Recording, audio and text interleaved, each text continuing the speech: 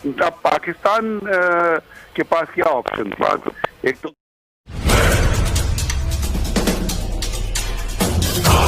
धारा 370 और article 35A हटने के पहली बरसी पर पाकिस्तानी न्यूज़ चैनल पर हो रहे इस चर्चा में आप देखेंगे कि एक तरफ तो पाकिस्तान भारत पर चढ़ाई कर कश्मीर छीनने की बात करता है, लेकिन जैसे ही इस तनकी ब्रिगेडियर को युद्ध के मैदान में भारत के हाथों हुई अपनी बार बार फजीहत की याद आती है, अपना टोन बदल लेता है और ऐसा न करने के लिए हालात और समय को दोषी ठहराने लगता है। दुनिया के सारे टॉप आतंकियों को दमाद की तरफ पालने वाला यह पाकिस्तानी ब्रिगेडियर इसी क्रम में हिंदुत्व, हिंदुस्तान, यहूदी, क्रिश्चियनिटी और पूरी दुनिया को दहशतगर्द बताने लगता है। इन सब के अलावा भी इस वीडियो में और बहुत कुछ है, और यदि आप चाहते हैं कि पाकिस्तानी प्रोपेगेंडा को दुनिया के सामने लाने वाला ऐसे ही वीडियो और लाते रहें, तो इस वीडियो के लिंक को ज़्यादा से ज़्यादा फेसबुक, ट्विटर, इंस्टाग्राम पर शेयर करें और हमारे चैनल को सब्सक्राइब करें और बेल आइकन जरूर दबाएं।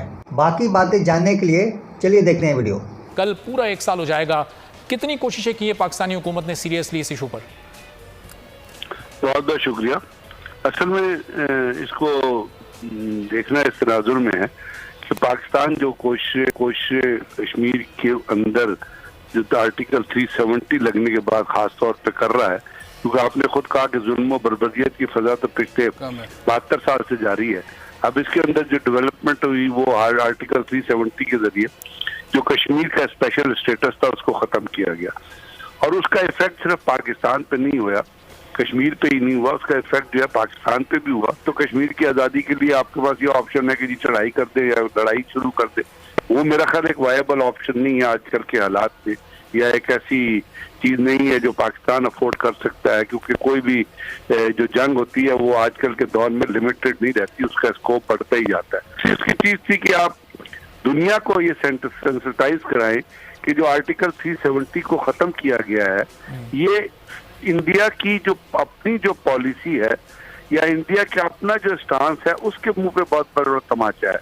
तो कश्मीर की आज़ादी के लिए आपके पास ये ऑप्शन है कि जी चढ़ाई कर दे या लड़ाई शुरू कर दे, वो मेरा ख्याल एक वायबल ऑप्शन नहीं है आजकल के हालात में, या एक ऐसी चीज नहीं है जो पाकिस्तान अफोर्ड कर सकता है, क्योंकि कोई भी जो जंग होती है वो आजकल के दौर में लिमिटेड नहीं रहती, उसका स्कोप बढ़ता ही जाता है। इसकी चीज थी कि आप दुनिया को ये सेंसिटाइज कराएं कि जो आर्टिकल 370 को खत्म किया गया है, ये इंडिया की जो अपनी जो पॉलिसी है या इंडिया का अपना जो स्टांस है उसके मुंह पे बहुत बड़ा तमाचा है। सतह पर ये कोशिशें कामयाब क्यों नहीं हो सकी? शाहिद अमीन साहब साबिक सफीर हैं, उन्हीं से जान लेते हैं। शाहिद साहब, सिफारती तौर पर क्यों इस मामले में पाकिस्तान को कामयाबी नहीं मिल सकी? 5 अगस्त 2019 को जहां भारत खड़ा था उसके जुल्म और बर्बरियत का सिलसिला और बढ़ गया, हम उस चीज़ को क्यों रुकवा नहीं सके? किसी आलमी ताकत को क्यों इंगेज नहीं कर सके इस मामले में? देखिए, ये कोई नई बात नहीं है। ये कश्मीर का मसला जो है साल से चल रहा है, और हिंदुस्तान ने वहाँ पे जो मजालिम किए हैं, अक़वाम मुत्तहिदा की करारदादों की खिलाफ वर्जी की है, ये कोई नई चीजें नहीं है। पिछले साल उन्होंने मजीद एक कदम उठाया और उसकी जो थोड़ी बहुत जो उसकी सेल्फ ऑटोनॉमी थी उसको भी खत्म कर दिया। तो ये सारी चीजें दुनिया के सामने हैं। सवाल यह है कि रिएक्शन क्यों नहीं आता? दुनिया की बड़ी बड़ी जो हुकूमतें हैं या बड़े बड़े इदारे हैं वो हिंदुस्तान की मजम्मत नहीं करते। एक तो वही हमारा है कि हमारी इतनी नालायकी है, हमारी डिप्लोमेसी फेल हो गई, हमने कोशिश नहीं की। देखिए, मैं डिप्लोमेट 40 साल रहा हूँ, हमने बेतहाशा कोशिशें की हैं, हर सतह पे कोशिश की है, अखबारों में जाके बात की, पार्लियामेंट एजेंट के साथ बात की, हुकूमत के साथ, फॉरेन मिनिस्ट्री के साथ, अब यू नेम इट, हर एक के साथ बात की। मैं अपनी जाती बात नहीं कर रहा, ये सारे पाकिस्तानी डिप्लोमेसी का यही सिलसिला पिछले 70 साल से चल रहा है, लेकिन इसका असर क्यों नहीं होता? अब असल में हम उसको जानने की कोशिश नहीं करते कि असर क्यों नहीं होता कि बैनुल अक़वामी पॉलिसियां जो हैं वो कौमी मफाद की बुनियाद पे बनाई जाती हैं, जिसको कहते हैं रियल पॉलिटिक्स। वो इस बात पे नहीं जाते कि अखलाकियात क्या है, इंसाफ क्या है, वो इस बात पे जाते हैं कि उस मुल्क का कौमी मफाद क्या है। मिसाल के तौर पे फ्रांस दुनिया के बारे में सब कुछ जानता है, बड़ा अपने तौर पर आज़ादी का और इंसानी हुकूक का, लेकिन क्यों नहीं बोलता? इसलिए कि फ्रांस का इंडिया में एक इकोनॉमिक स्टेक है। अभी देखिए, उन्होंने रफाल जहाज कितने को $9 बिलियन, $10 बिलियन में बेचे हैं। हिंदुस्तान एक बड़ी इक्तिसादी ताकत है, एक बड़ी फौजी ताकत है, और फ्रांस के अंदर नजरिया ये है कि हम हिंदुस्तान के साथ अपने ताल्लुकात को क्यों बिगाड़े कश्मीर की खातिर। ये बुनियादी मसला है। कौमी मफादात आड़े आते हैं। इसकी वजह ये नहीं कि उनको हालात का अंदाजा नहीं, इसकी वजह ये नहीं कि हमारी डिप्लोमेसी नाकाम है, इसकी वजह पार्लियामेंटेरियन में जाके हर एक को आगाह नहीं किया है। असल वजह यह है कि वो कहते हैं हमारे कौमी मफाद में ये नहीं है कि हिंदुस्तान के साथ ताल्लुकात बिगाड़े जाए, क्योंकि हिंदुस्तान एक बहुत बड़ा मुल्क है, छोटा मुल्क नहीं है। अगर छोटा मोटा मुल्क होता नेपाल जैसा तो आप देखिए दुनिया कितनी उसके ऊपर बरस रही होती, लेकिन बड़ा मुल्क है, उनके साथ सादी ताल्लुकात हैं, सियासी ताल्लुकात हैं, उनको नहीं बिगाड़ना चाहते। सही। तो ब्रिगेडियर गजनफर साहब, अब जब ये ज़ाहिर कौमी मफादात, माशी मफादात मौजूद हैं अपनी जगह पर, भारत कमर्शियली एक बड़ी मार्केट है, तो फिर अब किस तरह से सूरत हाल को बेहतर किया जा सकता है? फिर तो ये आने वाले कुछ बरसों में मुमकिन दिखाई नहीं दे रहा कि आलमी ताकतें सिर्फ कश्मीर के मसले पर भारत पर कुछ पाबंदियां लगाएं या उसको पाबंद करें कि कश्मीर में ये कर्फ्यू की सूरत हाल को ख़त्म किया जा सके।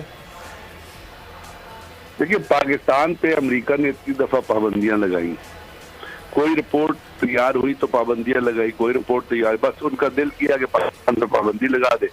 पाकिस्तान ने न्यूक्लियर बम आ गया, पाबंदी लगा दी। पाकिस्तान ने उनकी बात नहीं मानी, पाबंदी लगा दी। अमेरिका के बता दो, अमेरिका के भारत के बारे में अमेरिका की अपनी एक रिपोर्ट आ गई है जिसने कहा है कि जी भारत के अंदर जेनोसाइड हो रहा है। अमेरिकन कमीशन की रिपोर्ट नहीं आई, तो उसका क्या रिएक्शन होना चाहिए? इतनी बड़ी रिपोर्ट है।